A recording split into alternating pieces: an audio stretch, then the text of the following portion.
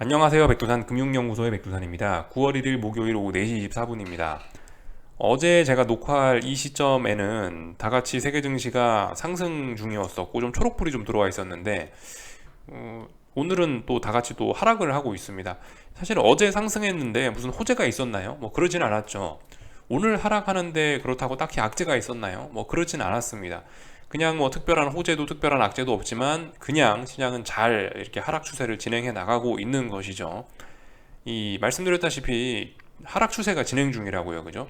하락 추세 진행 중이니까 하락을 하는 게 자연스러운 겁니다. 무슨 악재가 있어야지 꼭 하락을 하고 그런 거는 아닐 수 있어요. 그러니까 우리가 전반적으로 이게 상승에 익숙해 있다 보니까 이 상승을 하는 거는 이유가 없이 올라가는 거는 그럭저럭 받아들이는데 이유 없는 하락은 못 받아들이는 경우가 있더라고요. 근데 이유 없는 하락도 충분히 가능하다라는 거 생각해 보셔야 되겠습니다. 중장기적인 하락 추세 진행 중이잖아요. 그죠? 내리막이니까 아래로 가는 게 당연한 거죠. 이렇게 생각하시면 좋을 것 같고, 어, 지금 같은 경우, 그죠? 이 변동성이 워낙 크기 때문에 하루 많이 오르고 하루 많이 떨어지고 이럴 수 있습니다. 여기다 대고 일일이 우리가 다 대응해 주기는 상당히 좀 정신적으로나 육체적으로나 피곤할 수 있어요. 뭐 여기다 대고 큰 의미를 부여하거나 그럴 수 있는데 사실 그런 거는 좀 안 하셨으면 좋겠다라는 거. 약간 관점을 좀 크게 가지시고 추세만 보려고 하는 게 어떨까 싶습니다. 고점과 고점 연결하고 저점과 저점 연결해 보면은 이렇게 어떤 일정한 추세가 나오게 되는데 이 추세를 거스르지만 않는다면 이 안에선 얼마든지 움직일 수 있다라는 생각을 갖고 좀 하여튼 관점을 좀 크게 가지시면은 좀 더 편안하게 시장을 볼 수 있지 않을까 싶습니다. 너무 집중해서 바로 코앞에 하루 올랐다, 하루 내렸다 이것만 보는 게 아니고 좀 관점을 좀 넓게 가져보자라는 거죠. 이렇게 대응하면은 좀 편하지 않을까 싶습니다. 그래서 좀 전반적인 이야기를 좀 드려봤고 물론 오늘도 뭐 이슈가 아예 없진 않았습니다. 참고로 오늘 중국 같은 경우는 이제 그 평상시에는 엇박자를 탔죠. 다 같이 오를 때는 하락하고 다 같이 하락할 땐 지 혼자 상승하고 이러더니 오늘은 다 같이 일단 하락할 때 하락을 하는 이런 모습이 나왔습니다. 오늘 그러니까 악재들이 뭐 없진 않았는데요. 굳이 좀 찾아보자면 이런 것들이 있어요. 중국 PMI가 발표가 됐는데 지난번 값이 50.4였고 이번 값은 49.5가 나왔습니다. 예상치는 50.2였고요. 예상치에서도 그 예상치도 하회했고 실제로도 안 좋은 값이 나왔고 50 아래로 나왔으니까 상당히 의미 있는 값이 나온 거고요. 그래서 중국 경기가 어렵다 이런 이야기를 하는 그죠. 그런 이야기를 증명하는 그런 지표가 나온 겁니다. 지금 같은 상황에서 잘 생각을 해보셔야 되는 게 얼마 전까지는 무조건 모든 걸 좋게 봤죠. 좋은 것도 좋은 거고 굿 is 굿이고 나쁜 것도 좋게 봤습니다. 그죠? 아, 지표가 나쁘게 나오면 긴축을 늦게 할 거 아니야. 긴축 속도가 완화될 거 아니야. 이러면서 좋은 것도 좋고 나쁜 것도 좋고 이렇게 봤는데 말씀드렸다시피 언젠가부터 세상이 바뀌었죠. 나쁜 것도 나쁘고 좋은 것도 나쁜 이런 상황으로 바뀌었다고요. 그러니까 지금 상황에서 야 봐라 PMI가 안 좋게 나왔네. 그러면은 PMI가 안 좋으니까 중국에서 완화 정책을 펼 가능성이 높겠다. 그럼 유동성에 대한 기대로 주식이 오르지 않겠냐? 이런 해석은 지금 통하지 않는 겁니다. 그죠? 지금은 뭐다? 나쁜 것도 나쁘게 보고 좋은 것도 나쁘게 보는 그런 상황이기 때문에 하여튼 또 그리고 이 지금 계속 생각을 해보셔야 될 게 중국 같은 경우 완화적인 정책을 펴고 있는데 중국 위안화가 기축통화가 아니잖아요. 그죠? 미국에서 쓰는 달러가 기축통화인 거죠. 지금 미국이 전 세계 금융 1등 나라 기축통화국이 긴축을 하고 있는데 중국이 혼자 완화적인 정책을 펴면은 이게 별로 이게 이 중국 경제에도 별로 이게 도움이 안 될 수 있다고요. 환율 같은 거 좀 생각을 해봐야 되겠죠. 그러니까 일단 기축통화국이 다 같이 긴축을 한다. 그럼 거기에 어느 정도 좀 따라가주는 모습을 보이는 게 서로에게 좀 이로운 길일 수 있습니다. 아니, 중국 혼자 지금 이렇게 좀 여기에 반하는 기축통화국의 의지에 반하는 짓을 하고 있는데 이렇게 되면 결과적으로 환율 약세 나오면서 이래저래 좀 피곤해지는 거죠.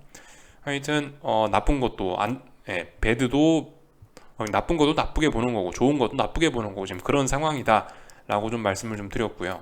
그래서 요 지표가 안 좋게 나오면서 뭐 시장에 뭐 긴축 우려, 참 긴축 우려가 아니고 경기 침체 뭐 우려 이런 거를 좀 일부 만들어냈을 수 있다. 요 정도 보시면 되겠고요. 아침에 말씀 안 드렸는데 미국에서 엔비디아와 AMD에다가 중국하고 러시아에 반도체 팔지 말라고 지시를 했다라고 합니다. 이런 점들도 오늘 아시아 증시 혹은 미국 증시에 안 좋은 영향을 미쳤었겠죠. 그러니까 그 엔비디아 같은 경우 그래서 저 소식으로 이 개장 전에 그죠 지금 시간 외에서 6% 가까이 급락을 했습니다. 이것 때문에 오늘 제가 아침에 영상을 녹화할 때쯤에 나스닥이 하락을 하고 있고 S&P가 하락을 하고 있고 그런 것이더라고요. 나스닥 같은 경우 낙폭도 좀 크죠. 보시면 시간 외인데 지금 1% 넘게 빠지고 있는 거고 나스닥은 0.7% 빠지고 있으니까 확실히 엔비디아를 비롯한 기술주 쪽이 이번에 지금 아시아 증시 하락 혹은 뭐 미국 증시 시간 외에서 하락 이런 거를 좀 영향을 미쳤겠구나라고 생각을 할 수가 있겠습니다. 저런 점들 좀 볼 수가 있겠죠. 저런 것도 분명히 악영향을 미쳤을 거다라는 거. 그래서 이쯤에서 엔비디아를 좀 잠깐 한번 구경을 해보자면요. 이런 모습입니다. 단기적인 측면에서 봤을 때는 지금 현재 일단은 다중바닥형을 만들려고 시도를 하고 있긴 한데 근데 일단은 말씀드렸다시피 중요한 지지선 부근까지 너무 지금 가깝게 내려왔죠. 너무 많이 내려왔죠. 말씀드렸다시피 올라갈 거면은 적당히 너무 많이 내려오면 안 된다고요. 적당히 하고 이쯤에서 올라가야 된다고요. 근데 이미 여기까지 내려왔죠. 이렇단 얘기보다 매수세가 약하구나. 그만큼 매도세가 강하구나. 그러면은 다중바닥형을 만들겠다는 의지가 여기까지 내려왔으면 별로 없는 거다라고 보는 게 일단은 적합할 것 같습니다. 그래서 일단 엔비디아 같은 경우 오래간만에 차트를 봤는데 좀 부실부실 하더라고요. 그래서 이거를 작게만 볼 수는 없죠. 조금 좀 큰 관점으로도 보면은 지금 같은 경우는 굉장히 중요한 자리입니다. 정확하게 몇 달러가 딱 중요한 라인이다라고 지금 제가 정확하게 이야기는 못 드리겠지만은 대략적으로 이 정도 가격입니다. 지금 있는 150달러 부근이 굉장히 중요한 마디 가격인 거예요. 왜냐? 보시면 지난 몇 년간 올라와 갖고 여기서 이제 몇 달 동안 비리비리 하다가 저항을 소화하고 이 자리를 넘어가니까 150달러 부근을 넘어가니까 350 부근까지 급등을 할 수 있었던 거죠. 이 레벨업을 할 수 있었는데 레벨업의 시작점이 이 150달러 부근이라고요. 150을 넘어가서 안착하니까 350까지 갈 수 있었다라는 겁니다. 그렇다면 거꾸로 이야기하면 이 150이라는 자리가 붕괴되면 다시 말짱 도루묵이 될 수도 있다라는 거죠. 그런 점들. 그렇기 때문에 지금 있는 이 자리가 굉장히 중요한 자리라는 거죠. 지난번에 보시면 그죠? 2020년 9월 달부터 2021년 5월 달까지 이게 얼마나 긴 시간을 여기서 매물을 소화하고 레벨업을 한 거예요. 그러니까 지금 자리에서 다중바닥형을 형성하려는 시도도 이해는 되는데 방금 전에 좀 이 작은 관점에서 보셨다시피 이미 여기까지 내려왔다라는 이야기는 이미 지지력이 없다라는 이야기고 장차 붕괴될 가능성이 높다라고 일단 저는 그렇게 보고 있습니다. 그래서 일단 근데 이제 이런 상황에서 미국 정부에서 반도체 팔지 말라고 이렇게 지시를 했다고 하니까 좀 하여튼 분위기가 좀 안 좋아지겠죠. 이런 점들 좀 볼 수가 있을 거고요. 그러니까 이런 점들이 오늘 아시아 증시 혹은 뭐 지금의 유럽 증시 하락 이런 데도 영향을 미쳤을 수 있다. 이 정도 이야기를 좀 드리면 될 것 같고요. 그 비트코인 이런 거 같은 경우도 그러니까 지금 엔비디아 보니까 지금 같이 좀 오래간만에 보자라는 건데 비트코인 같은 경우도 지금 단기적으로 봤을 땐 여기 어딘가에서 지금 다중바닥형을 만들려고 하는 건데 이것도 같은 관점입니다. 이미 여기까지 내려왔어서는 안 된다라는 관점이에요. 그래서 이거 다중바닥형 만들 수 있는데 가능성이 제로는 아닌데 이 가능성이 좀 굉장히 낮아 보인다. 결과적으로 장차 아래로 갈 가능성이 높아 보인다라고 해석하는 게 적합할 것 같습니다. 그리고 이것도 약간 좀 큰 그림으로 볼 필요가 좀 있긴 있는데 얘도 큰 그림으로 보면 대략적으로 지금 있는 2만 달러 부근이 어떤 중요한 어떤 마디 가격인 거죠. 2만 달러를 돌파한 척 하니까 결과적으로 이 6만까지 갈 수 있었던 거고 그럼 뭐겠어요? 이 2만이라는 자리가 다시 붕괴가 되고 이 자리가 붕괴가 되면 다시 말짱 도루묵 아래쪽으로 레벨 다운이 될 수 있다라는 겁니다. 아래쪽에 지지력 별로 없어요. 엔비디아하고 비슷해요. 이것도 그죠? 그러니까 그런 점들 좀 생각을 해보셔야 되겠습니다. 하여튼 다 같이 안 좋다. 뭐 이런저러한 점들 때문에 아시아와 뭐 유럽 증시와 뭐 이런 것들이 다 같이 안 좋다라고 볼 수가 있겠습니다. 그리고 그저 엔비디아 이야기 했죠. 그리고 오늘 아침에 안 그래도 뭐 요것도 뭐 있긴 있었는데 제가 말씀을 안 드리고 넘어간 것 같더라고요. 하여튼 뭐 파월 의장이 잭슨 홀 미팅에서 했던 이야기들 뭐 특별히 달라진 거 없이 그냥 그대로 네, 그런 비슷한 이야기를 했습니다. 어떤 긴축 우려가 계속해서 사그라들지 않고 있고 결과적으로 이런 다양한 연은 총재들이 나와서 다양한 발언들을 하고 있는데 결과적으로 그건 것 같아요. 전반적으로 다 종합을 해보면은 연준 위원들 중에 지금 비둘기파적인 사람은 한 명도 없다. 다 같이 어떤 긴축에 대한 필요성을 이야기하고 있다. 이 정도로 보시면 되겠죠. 이런 점들이 다 같이 이런 점들이 좀 시장을 끌어내리는데 일조하고 있다. 이 정도로 보시면 괜찮을 것 같습니다. 하여튼 그래서 엔비디아 이야기했고, 참 순서가 좀 거꾸로 되긴 했는데, 오늘 뭐 아시아가 장중에 빠지고 뭐 유럽이 지금 안 좋고 이런 거는 이 달러의 영향도 있긴 있었을 것 같아요. 이상하게 오늘 달러 인덱스가 오늘 낮 시간에 오늘 한국 장 열려 있을 때 계속 강하더라고요, 달러가. 물론 지금 오후 4시쯤밖에 안 됐는데 이 값을 지금 믿을 수 없습니다. 그렇기 때문에 조금 더 시간이 지나서 미국장 개장할 때쯤 가봐야 좀 신뢰도가 있는 값이 나오긴 할 텐데, 아무튼간 오늘 하루 종일 이 달러가 강했던 것도 아시아 증시 혹은 지금 유럽 증시 약세에 일부 영향을 미치긴 했겠죠. 이런 점들. 그래서 뭐 종합적으로 좀 이야기를 해드리자면, 뭐 중국 PMI가 안 좋게 나왔다는 게 악재였고요. 엔비디아가 반도체를 중국 러시아에 못 판다는 것도 악재였고, 그리고 장중에 계속 달러가 강했다라는 것도 일종의 악재로 작용을 했다라는 거. 또 그리고 사실 뭐 이런 이야기 하기 전에 말씀드렸다시피 전반적으로 하락 추세다. 하락 추세 중에 하락하는 게 뭐가 특별한 게 있겠습니까? 그죠? 이런 점들을 좀 이야기 좀 해드려 봤습니다. 이슈를 좀 쭉 살펴본 거고요. 참 어제 나왔던 뉴스긴 한데 요거는 참 중요한 건 아니고 다만 이제 어이가 없어서 좀 들고 나오긴 한 건데, MBC 뉴스입니다. MBC에서 이제 어제 나온 뉴스인데 이런 이야기를 하더라고요. 높은 인플레이션을 일상화해야 한다는 용인론이 확산되고 있다라고 하는데, 여러분들 이런 거는 굉장히 좀 설득력 떨어지는 이야기입니다. 아직까지는요. 이 뉴스 내용을 읽어봤는데, 뭐 연준이 대략적으로 물가 상승률 목표를 2%로 잡고 있지 않냐. 근데 2%까지 가는 건 조금 좀 과한 것 같고, 대략적으로 한 4% 정도 어떻겠냐. 2%는 좀 너무하고 4%는 어떻겠냐. 그렇게 되면 지금 한 4% 정도 떨어졌을 때 다 같이 야, 우리 그냥 눈높이를 좀 높여가지고 4% 그냥 오케이 하자. 요런 게 이런 의견이 용인론인 겁니다. 그러니까 뭐냐? 다 같이 높은 인플레이션을 문제를 삼지 않으면 문제가 될 것이 없다라고 인정하는 뭐 그런 의견이 용인론이라고 지금 생각이 되는데요. 이거 그저 설득력 좀 떨어지는 이야기죠. 이거는 연준 의장님들이 들으시면 이거는 뒤로 자빠질 만한 이야기입니다. 지금 연준 의장님들은 어떻게든 2%로 맞추려고 하고 있는데 4%대에서 적당히 받아들이자 뭐 이런 이야기가 나오고 있다는데, 이거는 아주 극소수의 의견일 수 있고 설득력도 좀 다소 떨어진다라고 보실 수가 있겠습니다. 뭐 사실 그렇게 따지면은 문제로 삼지 않으면 문제가 안 될 수 있죠. 좋은 해결 방법일 수 있긴 한데, 예를 들면 뭐 코로나도 그런 거 아니에요. 확진자 수를 집계하지 않으면 확진자 수가 0이 될 거 아닙니까? 그럼 코로나 해결된 거죠, 그죠? 근데 그게 맞는 이야기냐고요. 어쨌든 집계만 안 할 뿐이지 계속 환자는 발생하고 있을 텐데, 이 집계 안 하는 게 이게 과연 문제의 해결책이냐? 이런 부분 좀 생각해 볼 필요가 있겠죠. 그러니까 인플레이션 용인론이라는 거는 이건 좀 어이없는 이야기다라고 판단을 합니다. 제 관점에선 그래요. 설득력이 떨어진다. 이 정도 이야기를 해봤습니다. 이게 MBC에서 이런 이야기를 하는데, 하여튼 어제 좀 굉장히 좀 재밌더라고요. 이런 걸 보면서요. 그래서 전반적인 좀 이슈 점검을 좀 해봤고요. 오늘 밤 같은 경우는 이제 보시면 전반적으로 제조업 지표들이 좀 발표가 될 예정입니다.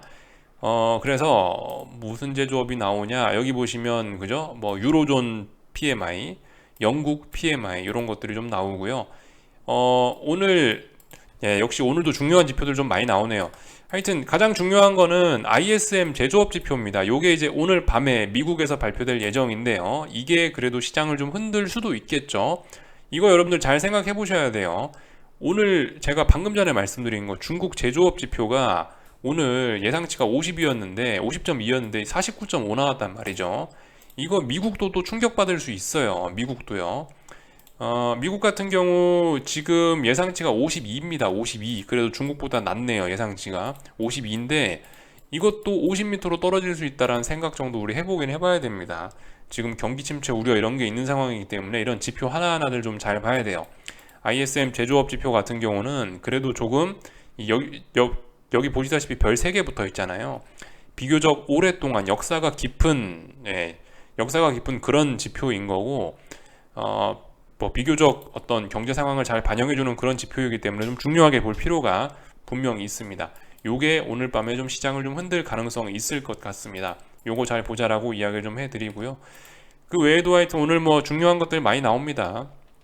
말씀드렸다시피 PMI들 나오고 뭐 유럽에 있는 주요국들 GDP도 나오고 또 유로존의 실업률 이런 것도 나오고 이러니까 하여튼 오늘 밤도 뭐 하나 빼먹을 만한 게 없는 아주 중요한 아주 뭐 중요한 지표들이 많이 발표되는 그런 날입니다. 하지만 오늘도 중요하지만 내일이 가장 저는 중요하다라고 생각합니다. 내일 이제 미국에서 고용지표가 발표가 되는데 그 고용지표는 연준에서 통화정책을 결정하는 데 있어서 참고하는 그런 지표이기 때문입니다. 그래서 내일 미국의 고용지표가 사실 가장 중요하다. 그게 이번 주에 메인 이벤트다라는 이야기를 드리면서 오늘 밤에 이런 이벤트도 좀 참고는 해야 된다라는 이야기 드리면서 이제 이슈는 그만 보고요. 오늘 이제 뭐 차트라든가 좀 이런 이야기들 좀 간단하게 하겠습니다. 일단 조금 전에 개장한 독일 증시 좀 먼저 볼까요? 독일 증시 같은 경우 오늘도 시원하게 일단 개파락 출발을 했는데요. 이거 잘 보셔야 됩니다. 그죠? 독일 증시도 말씀드렸다시피 지금 자리가 어떤 마디 가격 부근으로서 좀 굉장히 좀 의미 있는 뭐 그런 자리라고요. 그죠? 지금 그런 자리인데 단기적인 측면에서 봤을 때는 또 삼중 바닥형 혹은 다중 바닥형을 만들려고 시도하는 그런 자리입니다. 근데 이미 여기까지 내려왔다는 이야기는 그죠? 이것도 얘도 별로 지지하겠다는 의지가 없어 보인다는 이런 이야기를 좀 드리고 싶네요. 최소한 여기 아무리 봐줘도 여기선 반등을 했었어야 된다고 보는데 또다시 급락이죠. 또다시 레벨 다운 됐죠. 이렇게 되면은 이건 별로 일단 지지하겠다는 의지가 없습니다. 여기 한 번 내려오는 거 괜찮아요. 두 번 내려오는 거 이해해 줄 수 있어요. 세 번 내려오는 거는 좀 이건 고개를 갸우뚱해야 됩니다. 근데 이 자리 부근에 네 번째 내려왔다. 이거는 좀 문제가 심각한 겁니다. 이 대략적으로 보시면은 요 정도 지금 이제 이 정도 범위대인 거예요. 지금 이제 이 정도 범위대에 다시는 내려와서는 안 된다라는 건데 지금 이 범위에 한 번, 두 번, 세 번, 네 번째 지금 내려왔다라는 것 자체가 굉장히 심각한 거다. 이런 이야기를 좀 드리고 싶습니다. 근데 뭐 자연스러운 현상이에요. 그죠? 유럽 경기 안 좋고 이러니까 맨날 가스관 장군도 어쩌고 저쩌고 하고 있는데 좋을 리가 없죠. 그러니까 하락하고 있고 하여튼 여기까지 내려왔다라는 것 자체가 좀 안 좋다라는 거. 물론 말씀드렸다시피 이 자리가 중요한 어떤 지지력이 있는 그래도 지난번에 세 번씩이나 여기서 반등을 줬던 자리이기 때문에 지지선일 수 있어요. 지지선일 수 있는데 이 문제는 너무 자주 내려왔다라는 거죠. 너무 여러 번 내려왔다라는 게 이 문제인 겁니다. 그래서 이 정도 이야기를 좀 드리면 될 것 같고 유로존 안 좋다. 이 정도 이야기를 하면 될 것 같고요. 뭐 일본도 한번 볼까요? 일본 같은 것도 뭐 시원하게 잘 하락을 하고 있습니다. 하락해야 될 자리에 잘 하락하고 있고 결과적으로 이 지난 며칠 동안 이 반등하려고 했던 것들이 다 독이 돼서 아래쪽으로 작용을 하고 있죠. 오히려요. 그죠? 어설픈 반등 시도는 더 큰 급락을 부른다. 이 정도 생각하시면 될 것 같고 하여튼 일본 증시가 세계에서 좀 가장 강한 증시였는데 얘도 어떤 세계적인 그런 흐름을 거스를 수는 없는 겁니다. 그죠? 그래서 일본 증시 같은 경우도 대략적으로 지금 여기 어딘가가 지금 중요한 자리예요. 그죠? 왜 이 자리가 중요한 자리냐? 지난 2021년에 1년 동안 놀았던 박스권 자리 하단부 자리거든요. 그죠? 그러니까 지금 이 자리는 굉장히 어떤 중요한 자리라고 할 수 있겠습니다. 글쎄요, 뭐 중요한 자리니까 이 부근에서 반등이 올라오거나 꿈틀꿈틀 하는 거 이해는 되는데 말씀드렸다시피 지금 이 자리를 다시 내려왔다라는 것 자체가 이런 것도 좀 별로 좋지 않다라는 의미겠죠. 하여튼 아래쪽으로 가고 있으니까 뭐 반등을 이야기하는 것보다는 일단 계속 아래쪽으로 빠진다라고 봐주는 게 적합할 수 있어요. 그러니까 지금 이 하락이라는 게 원래 약간의 좀 이 비논리와 비이성과 감성적인 부분이 좀 많이 좀 들어가 있는 거기 때문에 많이 빠졌다라고 이쯤 했으면 많이 빠졌겠지라고 해서 반등을 기대하는 게 굉장히 좀 어려울 수 있다라는 거 이야기를 좀 드리고 싶습니다. 오늘 아침 영상 시작에서 했던 그 이야기죠. 많이 빠졌다고 반등을 보지 말자 뭐 이런 이야기를 좀 계속 드리고 있고 상해종합 같은 것도 빠져야 될 자리에 잘 빠지고 있는 거고요. 특별히 이상한 거 없고요. 뭐 홍콩 이런 것도 뭐 다 같이 뭐 잘 빠지고 있고요. 그래서 뭐 어쨌든 다 같이 하락 추세 진행 중이고 다 같이 잘 빠지고 있다. 이런 이야기만 드릴 수 있을 것 같고 위안화 같은 경우도 지금 보시면 오늘쯤이면 그래도 빠졌었어야 될 자리예요. 강세로 갈 거였으면 오늘쯤 강세로 이렇게 아래쪽으로 가줬어야 되는데 얘도 지난 한 3거래일 저항을 누적시켜 놓고 오늘 여기서 하방 경직선 보이면서 안 빠지고 버티고 있으면 더 위쪽으로 가겠다라는 의지일 수 있습니다. 이런 부분들 잘 보실 필요가 있겠고요. 한국 증시 보기 전에 환율 좀 먼저 보자면요. 오늘 환율 같은 경우는 어제의 하락이 결과적으로 이 조정, 그죠? 눌림으로 인정이 되면서 더욱더 큰 상승을 만들어냈습니다. 오늘 그래서 차트를 요걸로 보자고요. 저는 환율을 요걸 기준으로 보고 있습니다. 선물 기준으로 보고 있는데 그래서 하여튼 어제의 하락이 눌림이 돼서 오늘 더욱더 신나게 올랐다라는 거 말씀드릴 수가 있겠고, 고점 자연스럽게 상승 추세 중에 고점 높이는 건 매우 자연스러운 일이고요. 오늘 15원 올랐습니다. 1% 넘게 올랐는데 급등한 것 같죠, 그죠? 그렇지만 이거는 급등이라고 보긴 좀 어려울 것 같아요. 이게 지금은 이게 평상시가 아니다 보니까 지금 시장이 좀 이상한 구간 안에 좀 이상한 구간으로 들어왔어요. 그러니까 고변동성 구간으로 좀 들어왔기 때문에 지금 이 아래에 있던 이런 구간에서의 원달러 환율 해석하고 이런 구간에서 원달러 환율의 해석은 분명히 좀 달라져야 될 필요가 있습니다. 이런 구간에서는 하루에 1% 오르고 10원 오르면 초대박이었지만 이미 1300원 돌파한 척하고 변동성이 확대된 상황, 지금에서는 15원 오르고 뭐 1% 넘게 오르는 게 이게 급등이 아니에요. 이런 게 그냥 자연스럽게 잘 가는 그냥 일반적인 상승의 모습인 겁니다. 그래서 뭐 15원이 올랐지만 호들갑 떨 거 없이 그냥 우린 자연스럽게 봐주면 됩니다. 아이고 잘 가고 있구나, 변동성이 좀 커졌으니까 저런 게 일상이구나 생각하시면서 봐주면 됩니다. 그래서 달러 들고 계신 분들 물론 파시고 싶겠지만 위쪽으로 계속 잘 올라가고 있는데 왜 팔아야 돼요, 그죠? 의미 있는 매도세가 뭐 등장했냐, 아래쪽으로 꺾였냐, 이런 거 아니잖아요, 그죠? 그리고 이런 거 같은 경우 언제 포지션을 청산하냐, 위쪽으로 계속 올라가고 있잖아요. 계속 올라가고 있으면 계속 일단 개기시다가 계속 홀딩 하시다가 여러 번 고점을 만들 거 아니에요. 싼 고점을 만들었네, 혹은 다시 한번 올라와 갖고 뭐 어떤 3고점 혹은 뭐 다중고점형을 만들었네, 이런 패턴이 나오면 이제 그때 팔면 됩니다. 그때 포지션을 청산하면 되지, 지금 잘 올라가고 있는데 어디까지 올라갈지도 모르는데 포지션 청산을 왜 합니까, 그죠? 계속 홀딩해야 될 구간이고 팔아야 될 생각조차 하면 안 됩니다. 보통 그리고 시세의 끝 같은 경우는 이렇게 다중천장형 잘 안 만들고 말씀드렸다시피 오버슈팅으로 끝나는 경우가 많기 때문에 진짜 하루에 뭐 2, 30원 이상 급등하는 거 봐야 원달러 환율의 상승이 끝날 가능성이 아마 있을 겁니다. 지금 이런 분위기면 사실 2, 30원 급등해도 이상하지는 않은데 2, 30원 급등 정도는 봐줘야 이 오버슈팅인가? 이제 그만해야 되나라는 의심을 그때쯤 해도 늦지 않다고요. 물론 그런 거 보고서도 다중고점형이나 뭐 이런 거를 만드는 패턴 확인하고 팔아야 된다고요. 잘 가고 있는 달리는 말에서 굳이 내릴 필요가 없습니다. 말씀드렸다시피 계속 상승 추세인 거고요. 추세가 중요하다, 그죠? 한국 증시는 왜 계속 하방 포지션을 갖고 가야 됩니까? 하락 추세니까요, 그죠? 하락이 잘 진행되고 있으니까 얘도 달리는 말에서 내릴 필요가 없는 거예요. 뭐 하루하루 올랐다 내렸다 할 수 있지만 이 속임수가 워낙 난무하기 때문에 굉장히 마음 심적으로 힘들 수 있지만 아무튼 아래쪽으로 중장기적인 추세가 잘 가고 있으니까 달리는 말에서 내릴 필요가 없습니다. 그래서 제가 아래 써놓은 말이 뭐다? 이 수익을 길게 누적시키는 습관이라 써놓은 게, 그죠? 이거 잊지 말으시라고 제가 써놓은 이야기입니다. 그래서 하여튼 잘 빠지고 있어요, 한국 증시. 그러니까 어제 속임수를 줬던 거였습니다. 결과적으로 지나고 나서 보니까요. 그래서 어제 이렇게 어설픈 상승은 더욱더 폭락을 부를 수가 있는 거죠, 지금 하락 추세 중에서는요. 그리고 어제 이 개인들 콜옵션도 많이 사더니 오늘 콜옵션 다 박살나고요. 오늘은 또 개인들이 또 야 오늘은 아래쪽으로 가나보다 하면서 신나게 또 풋옵션을 또 많이 또 사긴 샀는데, 하여튼 이런 식으로 이 그날에 따라서 막 추격하고 이러면 삶이 좀 피곤해질 수 있습니다. 저는 개인적으로 좀 매일매일 그 추격하는 거는 좀 자제하셨으면 좋겠다는 생각이고, 크게 보자라는 이야기 계속해서 드리고 있고, 하여튼 오늘 저점 낮아졌죠, 그죠? 하락 추세 중이니까 저점 낮아지는 거 당연하고 잘 빠지고 있습니다. 굉장히 차분하게 잘 빠지는 거예요.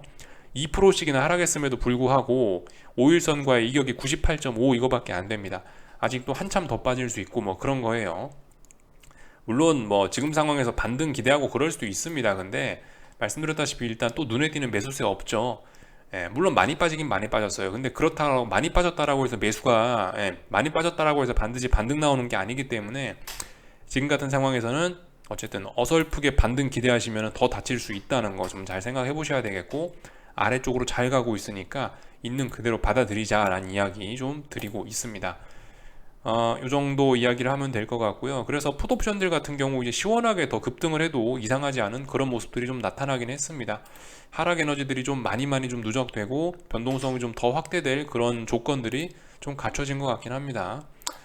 코스닥 150 같은 경우는 1100짜리가 중요한 지지선이니까 이거 붕괴돼야 아래쪽으로 또 급락도 할 수 있고 레벨 다운이 되겠죠. 이 정도 이야기하면 뭐 될 것 같습니다. 딱히 뭐 더 드릴 이야기는 없는 것 같고, 삼성전자 59,000원 결과적으로 저항 확인한 꼴이죠. 그죠? 예, 아래쪽으로 계속 잘 가고 있고 어제의 상승은 속임수였다 보시면 되겠고요.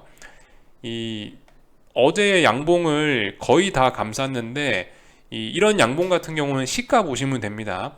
58,200원이 어제 양봉의 시가죠. 58,200원짜리 붕괴되면은 더욱더 큰일 난다라고 생각하시면 되겠습니다.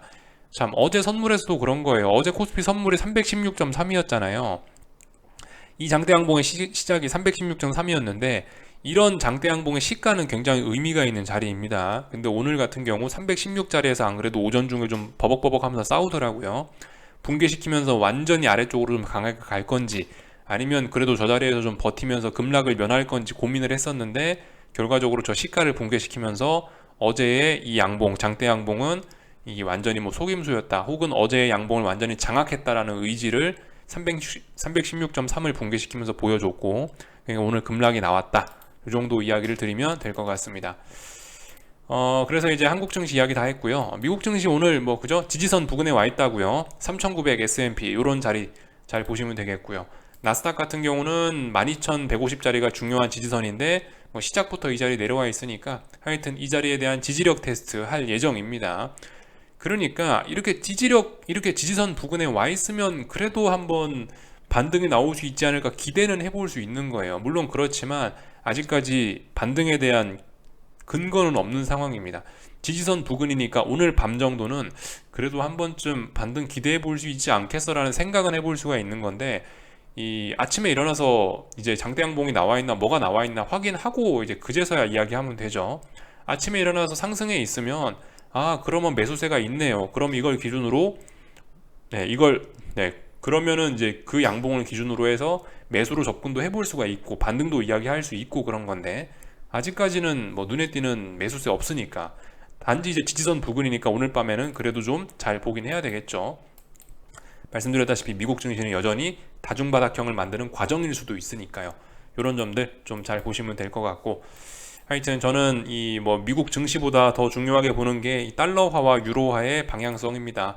너무나 오랫동안 지금 달러화와 유로화가 옆으로 횡보를 하고 있어가지고 조만간 좀 방향성이 나오지 않을까 싶은데 글쎄요 오늘 밤도 또 한번 또 기대를 해볼게요. 계속 기대를 하고 있는데 위인지 아래인지 일단 방향성을 명확하게 잘 보여주고 있지는 않습니다. 명확하게 장대양봉을 보이거나 명확하게 장대음봉을 보이거나 뭐 이런 장대봉을 보여줄 때가 되긴 됐는데 장대봉이 잘 안 나오고 있네요. 이런 부분 우리가 좀 주목을 좀 잘 해봐야 될 것 같습니다. 뭐 나머지는 특별히 뭐 드릴 이야기 없는 것 같고 여기쯤에서 마칠게요. 궁금한 거 리플 남겨주시고 내일 아침에 뵙도록 하겠습니다.